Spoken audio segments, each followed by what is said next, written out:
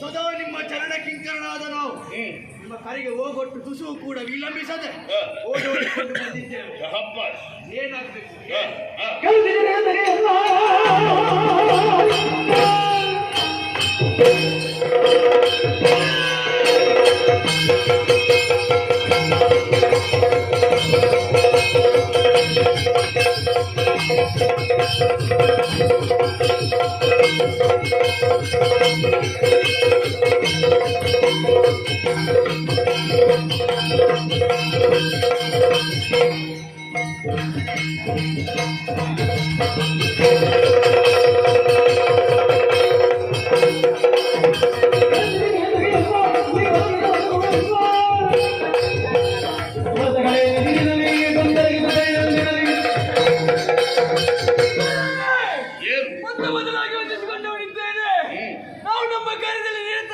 ಸಂದರ್ಭ ಒಮ್ಮೆ ಕರೆ ಯಾಕೆ ಕರೆ ತಿಳಿಸಿ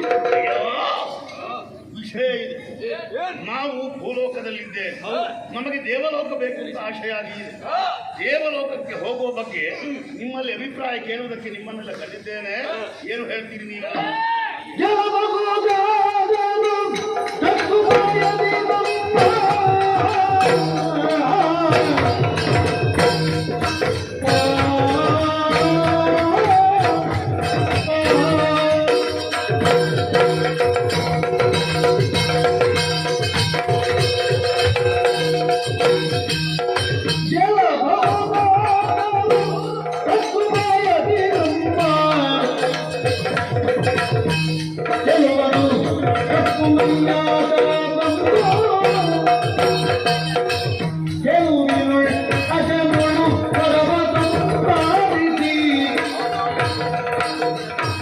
ಗೆಲುವಿನ ಅಜನನು ಪರಮ ಸಂಪಾದಿಸಿ ಗೆಲುವಿನ ಒಪ್ಪಿದ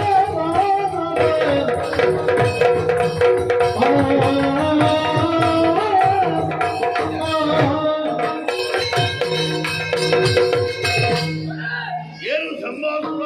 ಯೋಗ್ಯವಾದಂತಹ ಕಾರ್ಯವನ್ನೇ ಕೈಗೊಂಡವರಿದ್ದೀರಿ. ಮತ್ತೇನು ನಿನ್ನದು ರಾಗ?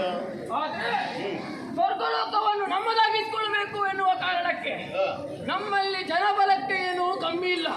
ಹೌದಯ್ಯ, ನೀನು ರಾಗ ಹೇಳಿದಕ್ಕೆ ಸಾಕು ಪಾಡಿ ನಮ್ಮ ಎಂತದು ಹಾಗಲ್ಲ, ಹೇಳುವ ವಿಚಾರವನ್ನು ಸ್ಪಷ್ಟತೆಯಿಂದ ಹೇಳುವ ಎನ್ನುವ ಹಾಗೆ. ನೋಡುವ ಸ್ಪಷ್ಟದಿಂದ ಹೇಳು. ಹಾಗಾಗಿ ಜನಬಲಕ್ಕೆ ನಮ್ಮಲ್ಲಿ ಕಮ್ಮಿ ಇಲ್ಲ. ಜನಬಲಕ್ಕೂ ಕಮ್ಮಿ ಇಲ್ಲ, ತಿನ್ನುವುದಕ್ಕೂ ಕಮ್ಮಿ ಇಲ್ಲ. ತಿನ್ನುವುದಕ್ಕೆ ಏನು ಕಡಿಮೆ ಆಗಿದೆ? ಇಲ್ಲ. ಕೊಟ್ಟಿಲ್ಲ ನಿಮಗೆ ಸರಿಯಾಗಿ. ಹೌದು. ಈಗ ಬೇರೆ ಮಾಡಿ ಇಟ್ಟಿದ್ದೇನೆ, ಅದು ಬೇಕಾದ್ರೆ ಸ್ವರ್ಗ ನಮ್ಮದಾಗಿ ಮತ್ತೆ ಅದನ್ನು ತಿನ್ನುವ. ಹೌದಾ?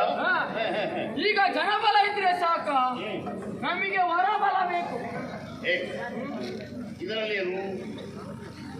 ಇದು ಮೊಟ್ಟೆ ಇಟ್ಟದಲ್ಲ, ಬಲದ ರಟ್ಟೆ ಇದು. ಗೊತ್ತಾಯ್ತಲ್ಲ? ಹೌದು. ಈ ರಟ್ಟೆ ಇಲ್ಲಿ ಬಲ ಇರುವಾಗ ಮತ್ತೆ ನಿಮಗೆ ಹೊರಬಲ? ಹಾಗಲ್ಲ, ನಮ್ಮ ಒಂದು ಕಾರ್ಯ ನಿಷ್ಠೆಯಿಂದ ಪೂರ್ವವಾಗಬೇಕು ಅಂತಾದ್ರೆ ನಮಗೆ ಇಲ್ಲಿ ದೇವರ ಸ್ವಲ್ಪ ಪ್ರಯೋಜನ ಬೇಕು. ನಮಗೆ ಯಾವ ದೇವರದ್ದು?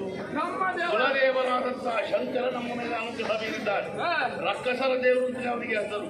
ಮತ್ತೇನು ದೇವರ ಅನುಗ್ರಹ ಕಡಿಮೆ ಆಗಿದೆ? ಹೋಗುವ ಕಾರ್ಯದಲ್ಲಿ ಏನು ಕೊರತೆಗಳು ಬರಬಾರದು. ನೇರವಾಗಿ ಹೋದಂತಹ ನಾವು ಸ್ವರ್ಗ ಪೀಠವನ್ನೇ ಏರಿ ಕೂತ್ಕೊಳ್ಬೇಕು. ನೀನು ಹೇಳಿದ್ದು ಸರಿ. ಯಾಕೆ ಯಾಕೆ? ಈ ಹಿಂದೆ ರಕ್ಕಸರೆಲ್ಲ ದೇವಲೋಕಕ್ಕೆ ದಾಳಿ ಇಟ್ಟಿದ್ದಾರೆ. ಯಾರು ಶಾಶ್ವತವಾಗಿರುವುದಿಲ್ಲ. ಹೇಗೆ? ವಾಮಾಕತ್ವವಾದಂತಹ ಶ್ರೀಹರಿ ಕಪಟದಿಂದಾಗಿ ಅವನನ್ನು ವಧಿಸಿದ್ದಾನೆ. ಹಾಗಾದ್ರೆ ಅವನ ವಧನೆಯಿಂದ, ಅವನ ಮೋಸದಿಂದ ನಾವು ಉಳಿಬೇಕು ಅಂತಾದ್ರೆ ನಾವು ದೇವರನ್ನು ಮೆಚ್ಚಿಕೊಳ್ಳಬೇಕು, ಪಡೀಬೇಕು. ಆಗ್ಲಿ, ಖಂಡಿತವಾಗಿ ನಾನು ದೇವರನ್ನು ಒಲಿಸಿಕೊಳ್ಳುವುದಕ್ಕೆ ಕಾರಣ ಸೇರ್ತೇನೆ. ಈಗ ಯಾವ ದೇವರ ತಪಸ್ಸು ಮಾಡಬೇಕು? ನಾನು ಅಜನ ಕುರಿತಾಗಿ ಭಜನೆ ಮಾಡಿದ್ರೆ ಏನಾದರೂ ಪ್ರಯೋಜನ ಸಿಗ್ತದಲ್ವಾ? ಯೋಚನೆ ಮಾಡಬೇಡಿ. ನಾನು ತಪಸ್ಸಿಗಾಗಿ ಕಾಡಿಗೆ ಹೋಗ್ತೇನೆ. ಅಷ್ಟರವರೆಗೆ ನೀವು ಪುರದರ ನಿಮ್ಮ ಜವಾಬ್ದಾರಿ. ಹೇಳ್ಬೇಕು, ಎಲ್ಲಿಗೂ ಹೋಗಬಾರ್ದು.